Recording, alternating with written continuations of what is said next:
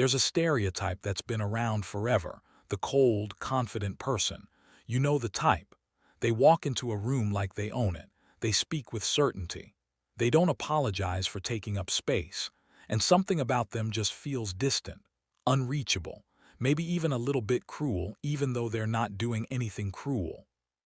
Most people assume this coldness is intentional, that confident people are naturally aloof or arrogant or don't care about other people's feelings. But what if I told you that's completely wrong? What if the coldness isn't real at all, but rather a psychological illusion created by how confident people's brains actually work? I'm going to walk you through the neuroscience and psychology behind why confident people seem cold, and more importantly, why this perception is almost entirely about how other people are interpreting their behavior, not about who they actually are. Let's start with the basics of how confidence actually works in the brain. When someone is confident, their brain is operating in what neuroscientists call a state of low threat. Their amygdala, the part of the brain that processes fear and threat, is quiet. Their prefrontal cortex, the part that handles rational thinking and decision-making, is active and engaged. This is actually a very healthy brain state. It means they're thinking clearly, they're not defensive, and they're not in survival mode. But here's where it gets interesting. When someone is not confident, when they're anxious or insecure, their brain is in a completely different state. Their amygdala is active. They're scanning the environment for threats. They're hyper-aware of social cues.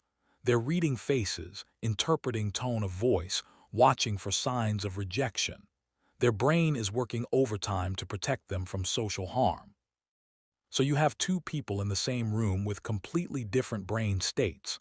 The confident person's brain is relaxed and focused on external things, the task, the conversation, the ideas. The insecure person's brain is hypervigilant and focused on internal things, how they're being perceived, whether they're liked, whether they're safe. Now, when these two brain states come into contact, something happens that's really important to understand. The insecure person is reading the confident person's behavior through the lens of their own anxiety. The confident person isn't trying to communicate anything. They're just being themselves. But the insecure person is interpreting that behavior as coldness because their brain is wired to look for threats and rejection. Let me give you a concrete example. A confident person is in a meeting. Someone makes a suggestion that the confident person disagrees with. The confident person says, "I don't think that will work," and moves on to the next topic. That's it. No aggression, no rudeness. Just a clear statement and then they're done with it. But the person who made the suggestion might interpret that completely differently. They might think, "She didn't even consider my idea. She just shut me down. She thinks I'm stupid." Their brain just went through a rejection response, and they're looking at the confident person who's already moved on to something else and thinking, "She's so cold. She doesn't care about what I think." But what actually happened is that the confident person wasn't being cold. They just didn't ruminate. They didn't soften their words to manage the other person's feelings. They didn't apologize for having a different opinion. And that's interpreted as coldness because most people expect social lubrication. They expect people to cushion disagreement with reassurance. Here's another layer to this. Confident people often have what's called low emotional reactivity. This means they don't get emotionally flooded by things the way less confident people do. If someone seems upset with them, they don't immediately panic and try to fix it. They might think, "Okay, they're upset. That's their process. I'll give them space." This comes across as indifference, but it's actually just emotional regulation. They're not activated by the other person's emotions, so they're not rushing in to soothe them. Meanwhile, the insecure person expects that if someone cares about them, they should be emotionally affected by their upset. So when the confident person doesn't react with urgency or worry, it feels like proof that they don't care. If she cared about me, she'd be more concerned right now. But this is a fundamental misunderstanding of what confidence actually is. Confidence isn't coldness. It's the ability to stay calm and grounded even when other people are reactive. It's not a reflection of how much someone cares. It's a reflection of how their nervous system is organized. Let's talk about another psychological principle called emotional contagion. This is the phenomenon where people pick up on and mirror the emotional states of those around them. So if you're in a room with someone who's anxious, you might start feeling anxious too. If you're with someone who's calm, you might feel calmer. But here's the thing. When you're anxious, the calmness of confident people can actually amplify your anxiety. It's like you're looking to them for reassurance, and they're not giving it because they don't feel like anything needs reassuring. That absence of matching your emotional state can feel cold and rejecting. You might think, why isn't she matching my energy? Why doesn't she seem to care that I'm worried? But what's actually happening is that her calm nervous system is highlighting your activated nervous system. She's not being cold, she's just not anxious. Now let's look at attachment theory. This is a framework that comes from psychology and explains how people bond with each other. Attachment theory says that people have different attachment styles based on their early experiences with caregivers. Some people have secure attachment, some have anxious attachment, some have avoidant attachment. People with anxious attachment need a lot of reassurance. They need frequent check-ins. They need to know that people care about them. They need emotional responsiveness. When they're with someone who's secure or avoidant, someone who doesn't need or provide a lot of reassurance, they interpret that as coldness. They think, this person doesn't want to be close to me. But actually, a secure person is just fine with less frequent reassurance. They don't need constant validation. They're not reading the lack of frequent check-ins as rejection. They're just comfortable in the relationship. So confident people, who are usually more secure in their attachment style, seem cold to anxiously attached people because they don't provide the constant reassurance and emotional engagement that anxious people are seeking. It's not that confident people are being cold. It's that they have a different attachment need. This is why confident people often seem cold to their romantic partners in the beginning of relationships. A lot of anxious people are attracted to confident people because confidence seems attractive and safe. But then they experience that confidence as coldness when the confident person doesn't need or provide the constant reassurance they're craving. Let's talk about social effort and performance. Most people go through life doing what I call emotional labor. They're managing how they come across. They're adjusting their behavior based on who they're with. They're laughing at jokes to show they like the person. They're asking follow-up questions to show they care. They're remembering details about people's lives to show they're paying attention. This is all social performance. It's not bad. It's how humans bond. But it's also energy intensive. You have to be constantly monitoring and adjusting. Confident people, on the other hand, have usually decided that they don't have the energy for this level of performance. Not because they don't care, but because they've learned that the people worth having in their lives are the ones who like them for who they are, not for the performance they're putting on. So confident people tend to put in less social effort. They might not remember as many details about people's personal lives. They might not laugh as readily at jokes. They might not ask as many questions. They might not be as effusive with compliments.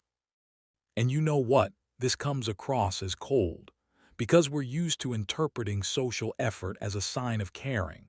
When someone asks us a lot of questions, we think they care about us. When someone laughs at our jokes, we think they like us. When someone compliments us, we think they see us.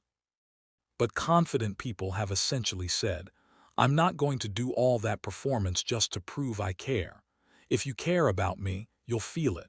And if you don't feel it, then we probably weren't going to work out anyway.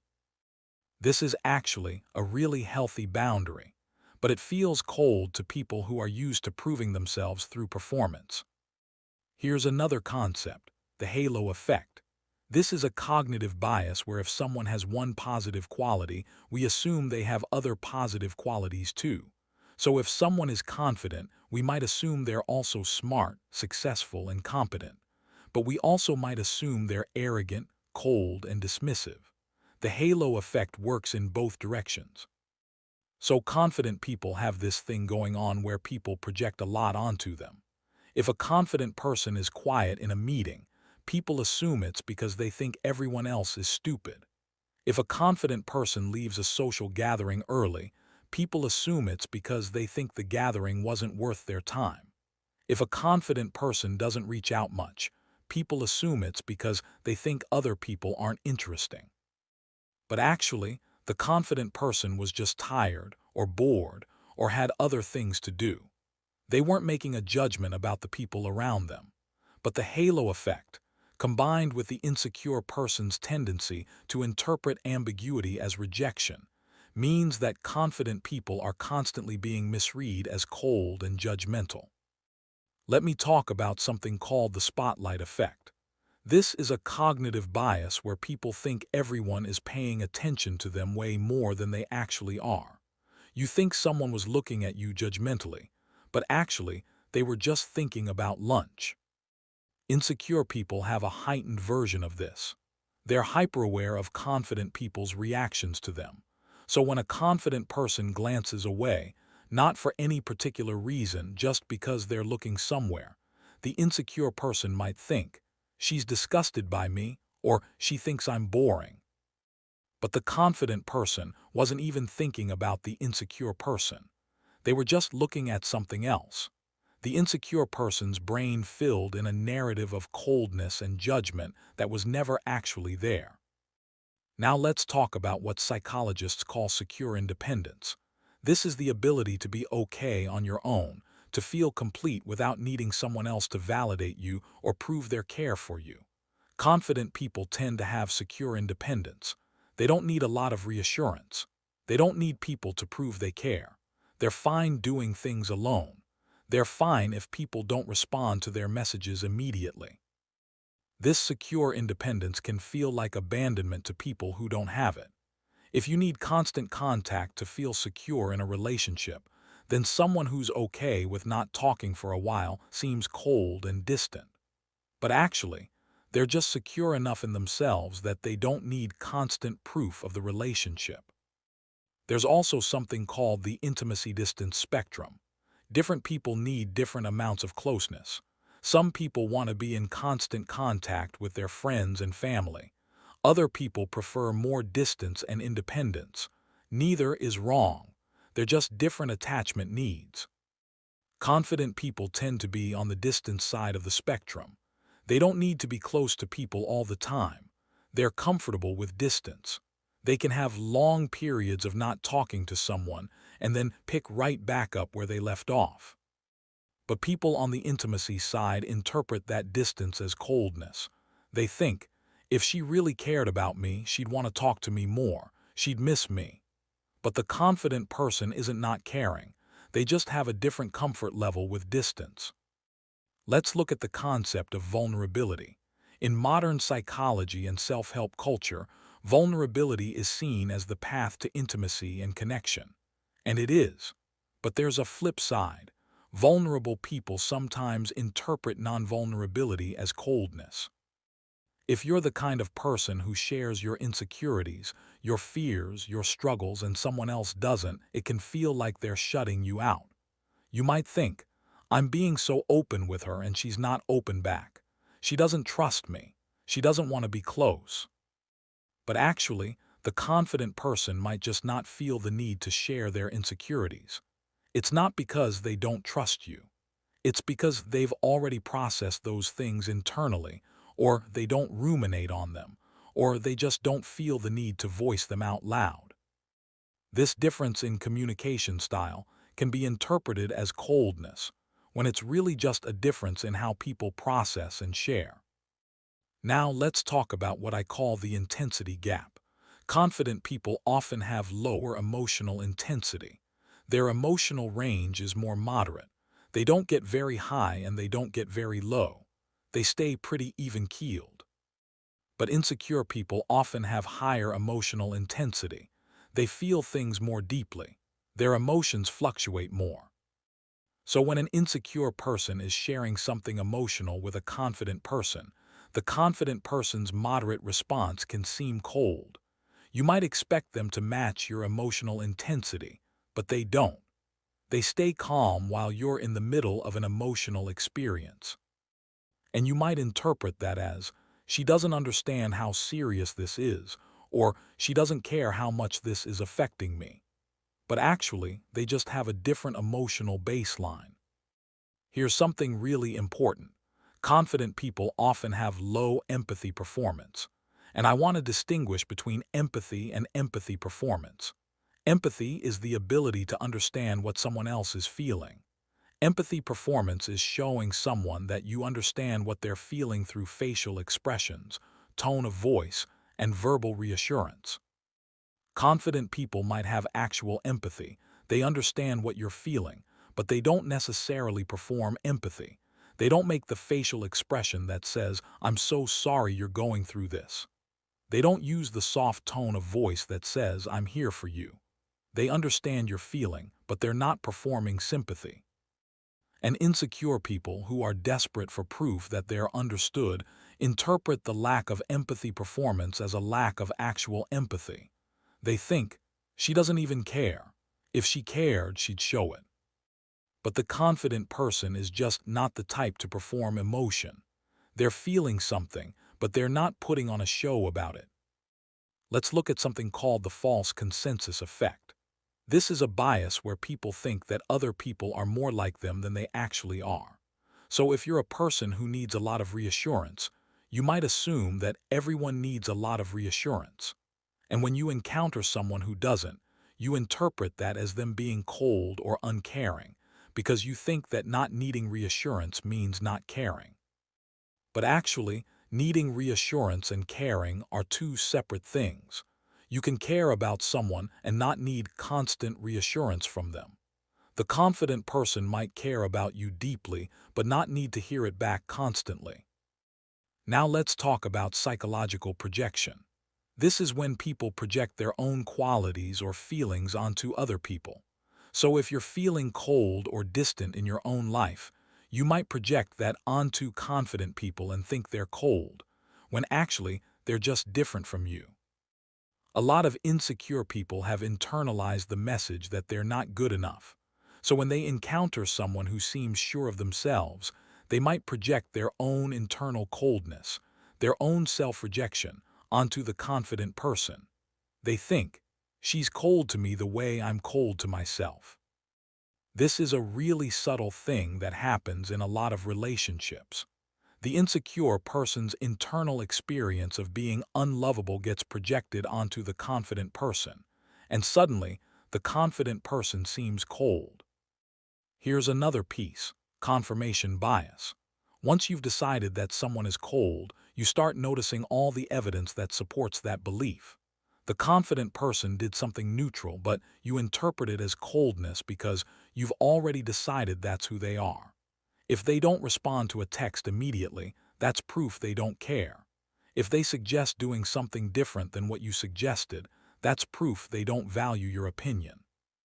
But if you decided they were warm, the same behaviors would be interpreted differently. Not responding to a text immediately would be, "Oh, she's probably busy. She'll get back to me." Suggesting something different would be, "She's probably just sharing her ideas." So a lot of the coldness people perceive in confident people is really about confirmation bias. They've already decided the person is cold, so they're noticing and interpreting evidence through that lens. Let's talk about social anxiety and misattribution. When you have social anxiety, your nervous system is activated. You're in a state of fear, and your brain is trying to figure out why. It doesn't necessarily know that the cause is your own anxiety, so it looks around for an external cause. And what does it find? A person who seems calm and unbothered by you. And your brain says, "Oh, that's why I'm anxious. That person is rejecting me. They seem cold." But actually, you're anxious because of your own nervous system, not because of anything the confident person is doing. The confident person's calmness becomes the target of your anxiety. You think their calmness means they don't like you, when actually it just means they're not anxious. This is a really important distinction, because it means that the coldness is not coming from the confident person. It's a projection of the anxious person's own experience. Now let's look at the concept of the spotlight effect again, but from a different angle. When you're insecure, you think people are focusing on your worst qualities. So when someone is calm and confident around you, you might think, they're judging my insecurity. They can see that I'm not like them. And you might interpret their calmness as a quiet form of judgment. Like, I'm so secure that your insecurity is obvious to me. But the confident person isn't thinking about your insecurity at all. They're just being themselves. The insecurity you think they're secretly judging you for is something you're projecting. You're so aware of it in yourself that you assume they see it too. Let me talk about something called neurodiversity in attachment and emotional expression. Some people are just naturally more reserved emotionally, and confidence can amplify this. So you have someone who is both confident and introverted or reserved. They don't need a lot of emotional feedback. They don't express a lot of emotion, and people mistake this for coldness. But actually, reserved people can be deeply caring. They just don't show it the way emotionally expressive people do. A reserved, confident person might care deeply about you but show it by being reliable, by being there when you need them, by being honest with you. They might not show it through frequent texts or lots of verbal affirmation, but that doesn't make them cold. Here's something about social conditioning. In our culture, we're taught that warmth is demonstrated through certain specific behaviors: frequent contact, verbal affirmation, emotional expressivity, social effort. And we're taught that the absence of these behaviors means coldness. But this is a very narrow definition of warmth. Some people show warmth through loyalty, some through consistency, some through honesty, some through support. A confident person might show warmth through any of these, but if it doesn't come in the form of frequent contact and emotional expressivity, we interpret it as coldness. This is really unfair to confident people, because they're often being judged by a very specific cultural standard of what warmth looks like.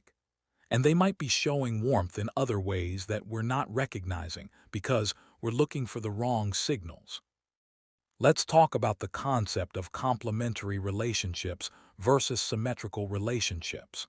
A complementary relationship is where two people have different needs and they meet each other's needs. A symmetrical relationship is where two people are similar and they validate each other's similar needs. Often, insecure, anxious people are attracted to confident, secure people because they're complementary. The anxious person needs reassurance, and the confident person is calm. But what happens is that the confident person doesn't provide the reassurance the anxious person is looking for, not because they don't care, but because the anxious person's need for reassurance is rooted in their own insecurity, not in the confident person's coldness. So the anxious person is trying to get the confident person to provide reassurance that would actually come from internal security, not from external validation. And the confident person can't give that because it's not theirs to give. This dynamic often ends with the anxious person feeling like the confident person is cold and uncaring, when actually the confident person just can't solve the problem the anxious person is asking them to solve. Now I want to talk about something really important: the difference between perceived coldness and actual coldness. Everything I've been talking about is perceived coldness, the ways that confident people are interpreted as cold even though they're not actually being cold. But there is such a thing as actual coldness. There are confident people who are actually cold and uncaring. There are confident people who use their confidence as a weapon. There are confident people who are genuinely dismissive and arrogant. So I don't want to make it sound like all confident people are misunderstood angels. Some of them genuinely are cold. The difference is that actual coldness comes with a lack of empathy combined with a lack of care. It's not just emotional reserve. It's a genuine disregard for other people. Real coldness looks like taking pleasure in someone's pain, being deliberately cruel, withholding support when someone genuinely needs it, using someone else's vulnerability against them, showing one set of behaviors to make a good impression, and then revealing a completely different set behind closed doors. These are signs of actual coldness or even narcissism. But a lot of what gets labeled as coldness in confident people is just emotional reserve combined with a lack of social performance. And that's not coldness. That's just a different way of being. So how do we tell the difference? Here are some signs that someone is actually cold versus just naturally reserved and confident. Actually cold people are inconsistent. They're warm when they need something from you, but cold when they don't. Confident but reserved people are consistent. They maintain the same level of engagement whether they need something or not.